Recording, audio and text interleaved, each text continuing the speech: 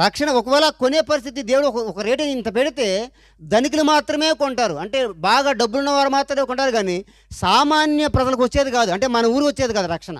మనకు తెలిసిన వాళ్ళు కాదు. అందుకని అందరికీ సమానంగా ఉండాలి. అంబేద్కర్ కూడా అదే కోరాడు. సమానత్వం, సౌభ్రతత్వం ఉండాలని చెప్పి కోరాడు ఆయన. ఇక్కడ నుంచి వచ్చినాయి మీకు రాత్రి చెప్పాను, గత రాత్రి. కాబట్టి అందరూ సమానంగా ఉండాలని చెప్పి నువ్వు దరిద్రుడు కావచ్చు, కటికి పేదవాడిని కావచ్చు, నువ్వు నోటితో ఒప్పుకుంటే చాలు రక్షణ. బాయ్ ఎంత సులువు చూడండి. అంత తేలిగ్గా ఇచ్చాడు కాబట్టి మనం దాన్ని బాగా చులకనగా చూస్తున్నాం.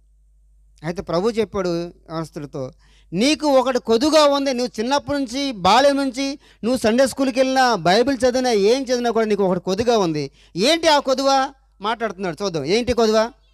నీ వెళ్ళి అమ్మి